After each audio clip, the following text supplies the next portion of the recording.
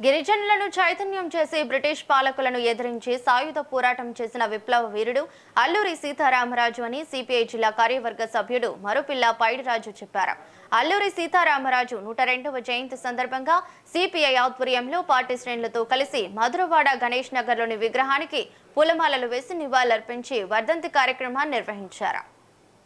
భారత స్వాతంత్ర సంగ్రామ పోరాట యోధుడు, విప్లవ యోధుడు అల్లూరి సీతారామరాజు గారి 102వ వర్ధంతి ఉమ్మడి విశాఖ జిల్లా పద్మనాభ మండలం పాండ్రంకిలో 1897 జూలై 4వ తేదీన జన్మించినటువంటి అల్లూరి సీతారామరాజు 1924 మే 7వ తేదీన మరణించాడు. ఈ జిల్లాలోనే పుట్టి ఈ జిల్లాలోనే మరణించినటువంటి అల్లూరి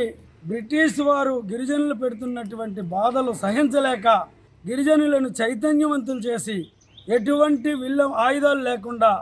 గిరిజన సాంప్రదాయేతర విల్లంబులతోనే బ్రిటిష్ వారిని 2 సంవత్సరాల పాటు గడగడలాడించినటువంటి గొప్ప స్వాతంత్ర సమరయోధుడు. ఆయన మరణం 27 సంవత్సరాల్లో ఈ దేశానికి స్వాతంత్రం కోసం బ్రిటిష్ వారి దాస్య సుంకాలకి నలిగి మరణించినటువంటి ఆయన విశాఖపట్నం జిల్లా కొయ్యూరు మండలం మంపలో ఆయన బ్రిటిష్ వారు అతి దారుణంగా కాల్చి చంపినా మెరవకుండా భారత స్వాతంత్ర సంగ్రామ పోరాట యోధుడు, విప్లవ యోధుడు అల్లూరి సీతారామరాజు గారి 102వ వర్ధంతి ఉమ్మడి విశాఖ జిల్లా